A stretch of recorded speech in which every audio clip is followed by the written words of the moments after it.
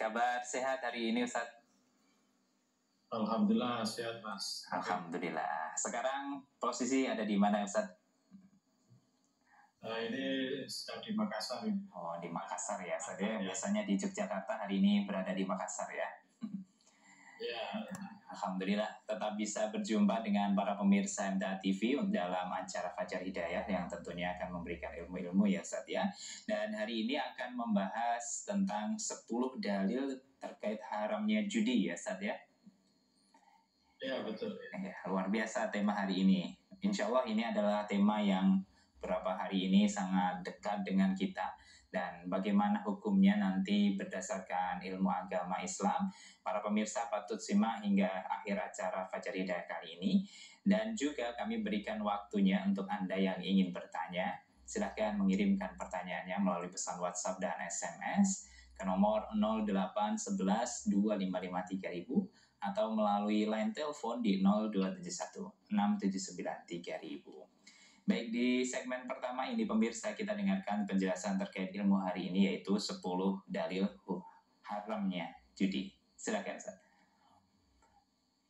Assalamualaikum warahmatullahi wabarakatuh. Waalaikumsalam. Alhamdulillahirabbil alamin. Asyhadu an la ilaha illallah wa la syarika lah wa asyhadu anna Muhammadan abduhu wa rasuluh. Allahumma shalli ala Muhammad wa ala alihi wa ashabihi ajmain. Para pemirsa TV dan pendengar radio Sada FM yang berbahagia, rahmatullah, syukur dapat jadikan kepada Allah Ta'ala bahwa sampai detik ini Allah masih melihat pada kita kenikmatan yang banyak sekali, diantara kita bisa dibangunkan lagi dari tidur kita tadi. Pada kesempatan ini kita bisa memanfaatkan waktu, mudah-mudahan menjadi amal soleh kita. Sebagaimana tadi disampaikan bahwa dalam beberapa waktu yang lalu ada berita, gitu ya, ada berita bahwa Indonesia ini kan mayoritas dunia Muslim, ya. Tapi kok jumlah serta judi online itu juga terbanyak. Jadi rankingnya juga satu, gitu ya. Ada mayoritas Muslim. Nah, tentunya ini menjadi perhatian kita semua, gitu ya. Tentunya jangan sampai orang Islam melakukan hal ini. Karena itu pada kesempatan pagi hari ini akan kita bahas mengenai 10 hal yang mendasari yang menegaskan tentang haramnya judi.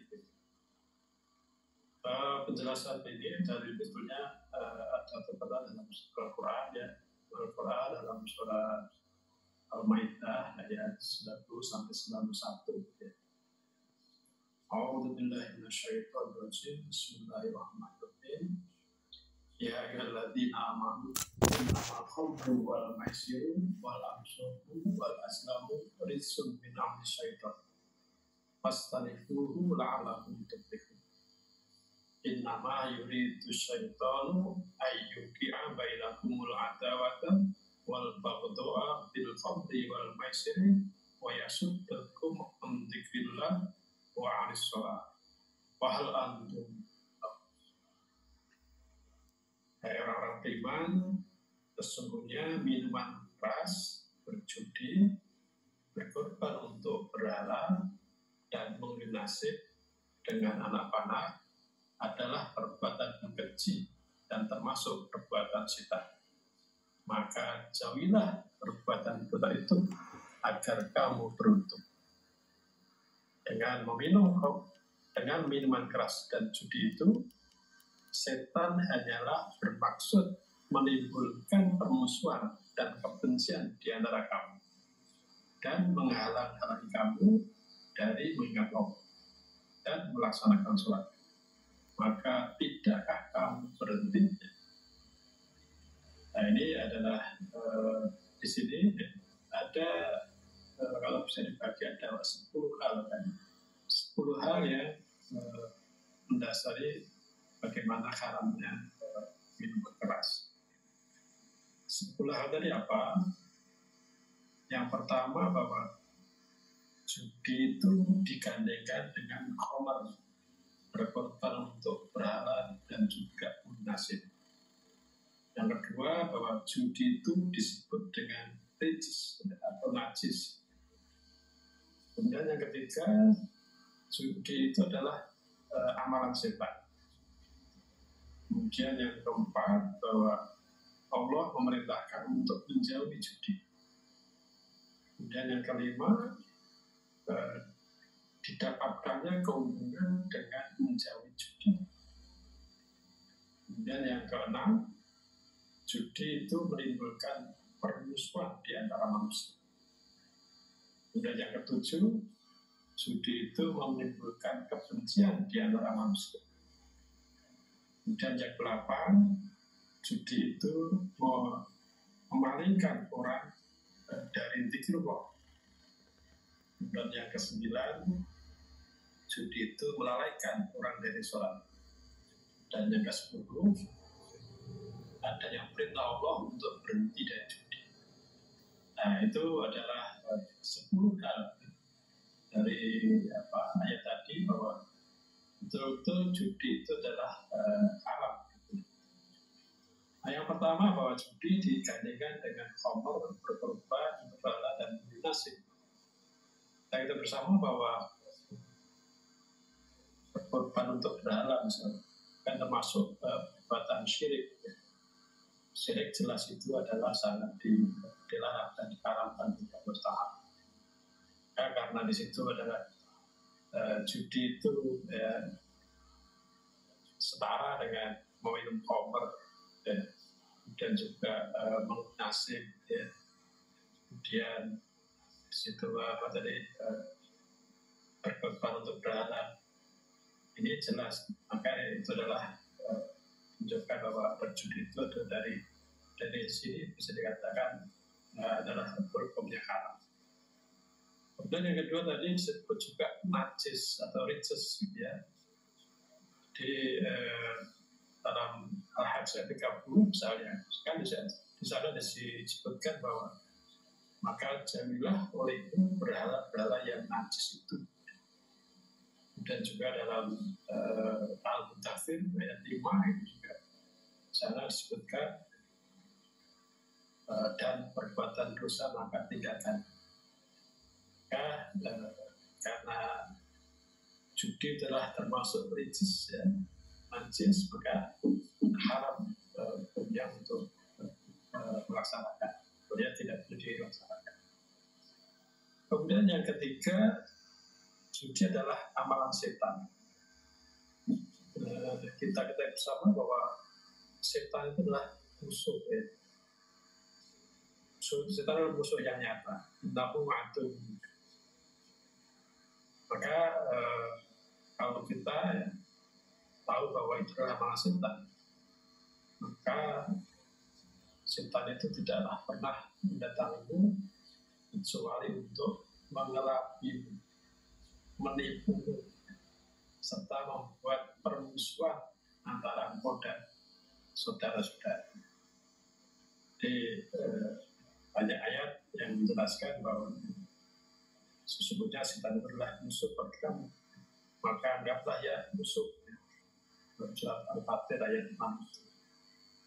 Nah, karena setelah perbuatan setan, maka sudah seharusnya harus kita tinggalkan. Karena itu ini dalam berbuat sesuatu harus betul. Dalam Islam itu kan harus ikhlas karena Allah, diniatkan hanya untuk mendapatkan itu. Itu yang kedua, yang ketiga, ya. Jadi perbuatan setan, ya, maka harus kita jauhi. Kemudian yang keempat, ya, Allah memerintahkan untuk menjauhi judi. Jadi di dalam akhir ayat itu, ya, fastanibu, maka jauhilah. Jadi Allah di situ memerintahkan kepada kita untuk menjauhi dari judi. Nah, kalau Allah memerintahkan menjauhi, kok kita malah mendekati atau melaksanakan, itu sama dengan bermaksiat pada Allah. Dia haram di situ itu saja. Kalau Allah memerintahkan menjauhi, di situ adalah untuk menjauhi 4 hal, yaitu khamr, judi, al-ansab, dan al-azlam. Itu semuanya adalah sangat jelas ditekankan dilarang. Di situ ada al-istinab, ya. Itu lebih mendalam daripada apar, ya. Karena al-istinab itu artinya jauhkan diri dari. Ini lebih mendalam dari pada mengatakan tinggalkan dia. Jadi di sini sebenarnya dalam ayat itu bermakna Allah sangat menyangatkan untuk jauhi dia. Tidak hanya sekedar suruh meninggalkan, tapi sangat-sangat untuk ditinggalkan. Karena itu Allah memerintahkan kita untuk tanajud, yaitu menjauhi. Maka janganlah kita mendekati tentang judi, jangan berteman dengannya, jangan membersamainya, jangan bermuamalah dengannya, jangan mencintainya, jangan duduk bersama dengannya, serta jangan kasihan pada. Jadi makna kita suruh menjauhi judi itu. Kemudian yang kelima, didapatkannya keberuntungan dengan menjauhi judi. Seperti di akhir ayat 9 tadi kan disebutkan la'allak tuflihun. Semoga engkau beruntung. Al-falah artinya kemenangan, keberhasilan, kebahagiaan dunia dan akhirat. Mendapatkan apa yang diinginkan, meraih apa yang diminta, maka inilah al-falah. Maka muflih adalah orang yang mendapatkan apa yang dia minta. Namun kapan akan mendapatkan falah? Jadi kita kapan akan mendapatkan falah atau keberuntungan sebagainya? Ya, yaitu ketika kita menjauhi 4 perkara tadi. Kata judi, ya, nasib, kemudian berhala, khamr. Kalau kita menjauhi 4 hal itu, maka akan mendapatkan falah. Jadi kalau kita menjauhinya, menghindarinya, membenci pelakunya, maka akan masuk orang yang muflih. Kemudian kalau sebaliknya, tentunya tidak masuk orang yang beruntung. Maka al-falah bisa didapatkan dengan menjauhi judi dan kebiasaan yang bisa menyampiri dengan mendekati judi dan seterusnya. Maka dari itu dari sini jelas haram untuk melakukan judi. Kemudian yang keenam, judi menimbulkan permusuhan di antara manusia. Innama yuridu kasyaitan. Sesungguhnya setan itu bermaksud tidak menimbulkan permusuhan.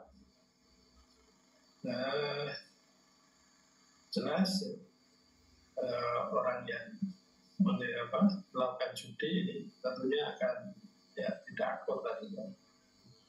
Setan bersemangat untuk menimbulkan permusuhan di antara manusia. Di dalam itu adawah artinya mubotoah, permusuhan, yakni antara sesama saudara seiman saling memutus, atau antara 2 sahabat saling memutus, atau saling membenci, atau saling membenci. Kalau kita dengar kemarin ya ada berita suami istri atau seorang istri sampai tega membakar suaminya gara-gara suaminya itu judi, ya. Jadi gajinya itu habis untuk judi, ya. Sehingga sampai tadi istrinya tiga untuk membakar. Nah ini pada hari itu adalah dua-duanya hukum penegak hukum gitu ya. Jadi suami istri itu oknum penegak hukum, tapi mungkin salah satunya ya kebetulan suaminya begitu ya, suaminya itu dikatakan itu karena uangnya habis untuk judi ya, gajinya untuk judi, sehingga istrinya jengkel, istrinya sampai dibakar. Nah ini tadi itulah setan ya. Jadi dari ayat ini kan dengan judi dan minum khamr itu setan akan menimbulkan permusuhan ya. Sehingga tadi karena rasa permusuhan tadi itu tadi sampailah akan membunuh dan dibakar tadi. Kemudian yang ketujuh itu ditegaskan lagi juga, itu judi menimbulkan kebencian di antara manusia. Jadi di situ ada di awal ayat Al-Baqarah 91 tadi, sebetulnya setan itu bermaksud hendak menimbulkan permusuhan dan kebencian di antara kamu antara peminum khamr dan judi. Maka judi ini ya, walaupun mungkin kalau pas ketemu gitu ya, itu kan kelihatan akur, tapi sebenarnya kan orang judi itu walaupun ketemu sebenarnya nggak akur, ingin bagaimana satu dengan yang lain mengalahkan. Dan kan kalau dalam judi ya ada yang menang, ada yang kalah. Kalau yang masing-masing pasti kan ingin menang semua, berarti kan ingin mengalahkan semua. Maka itu sebetulnya adalah menimbulkan kebencian. Maka beberapa hal yang tadi jelas, kalau sebagai contoh ya, di antaranya permainan yang dimainkan orang-orang tahu ya, mereka membuat taruhan misalnya. Yang menang akan mendapatkan uang, dan yang kalah yang tidak mendapatkan tadi. Dan itu kan tentunya akan menimbulkan. Kemudian yang berikutnya adalah yang ke-8, judi itu memalingkan orang dari zikir Allah. Jadi dalam Al-Baqarah tadi ya, wa yasuddakum an dzikrillah. Dan sesungguhnya dengan judi dan khamr itu akan memalingkan dari ingat Allah. Kalau seseorang asik dengan permainan, ya tentunya kan biasanya akan tidak ingat pada Allah. Kalau ya, katakanlah yang sekarang mungkin ada yang suka game gitu ya, kenapa asik dengan gamenya itu? Dengan game itu bahkan juga ingat pada Allah. Maka permainan setan ini mengandung mafsadah yang besar, yaitu ia memalingkan orang dari zikir Allah. Dan ini sudah terbukti di lapangan. Orang yang memainkan permainan judi, bahkan walaupun tidak menggunakan taruhan pun, dia akan bersibukkan dengannya dan menghabiskan waktu yang banyak, serta sangat menikmati permainan tersebut. Maka dengan hal ini tentunya ada beberapa waktu dalam permainan ini. Kalau tidak disebutkan dengan pada Allah, disebutkan dengan kelalaian dan permainan, sehingga ia lupa pada Allah. Kalau lupa pada Allah, maka Allah pun juga lupa pada Allah. Maka jelas melupakan Allah itu dilarang. Maka ini juga mendasari bahwa judi itu adalah sangat dilarang. Kemudian yang ke-9, judi itu melalaikan orang dari sholat. Kalau tadi ingat pada Allah saja tidak, ya. Kemudian waktu-waktu sholat pun mungkin juga akan dilarang. Kalau seorang sudah asik ya, dengan judi gitu ya, nggak kenal waktu. Kalau dulu zaman saya kecil itu kan kalau ada orang ya, ada orang yang gawe gitu ya, malamnya kemudian pakai untuk judi, ya. Nah, itu kan bahkan sehari semalam.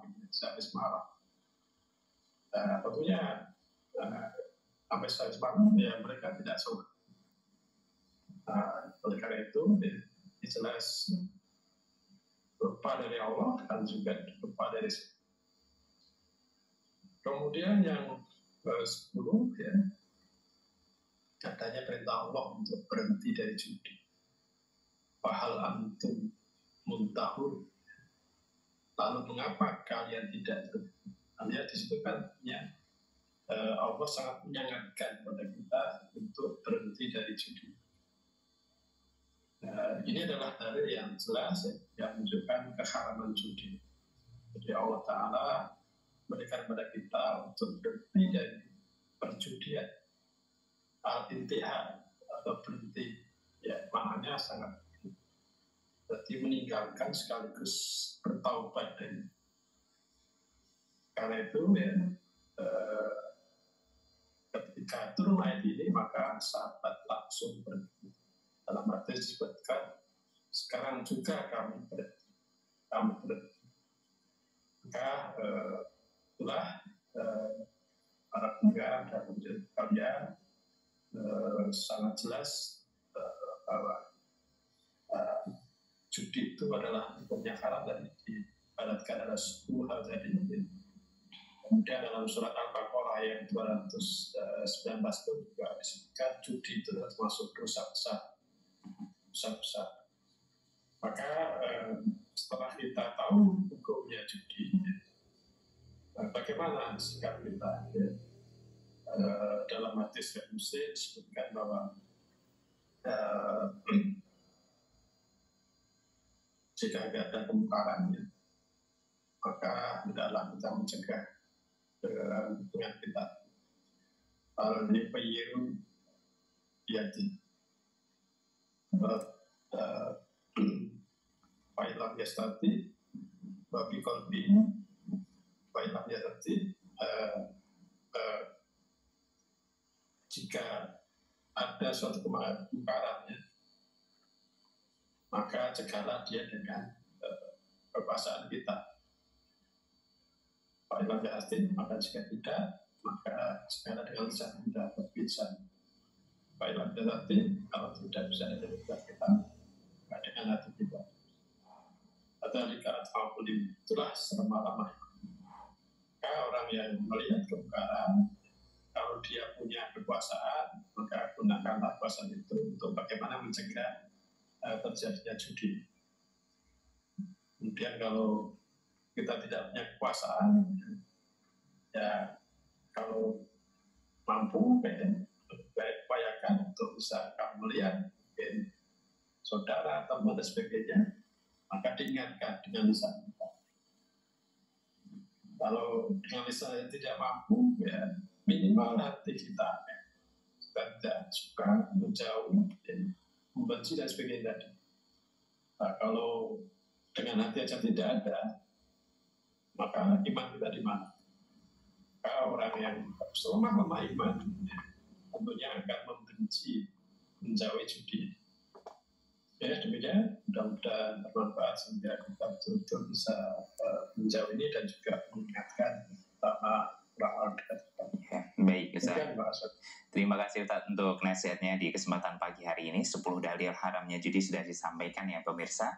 Dan yang intinya kita sebagai seorang muslim sebaiknya menghindari perbuatan tersebut karena tentunya dosa besar yang akan diakibatkan dari judi tersebut. Baik Ustaz, kita rehat sejenak, kita nanti lanjutkan di segmen kedua. Dan untuk para pemirsa, silakan yang ingin bertanya, segera mengirimkan pertanyaannya ke pesan WhatsApp ataupun SMS di nomor 0811 255 3000 atau bisa menghubungi kami di line telepon 0271 679 3000. Tetaplah bersama kami pemirsa dalam acara Fajar Hidayah.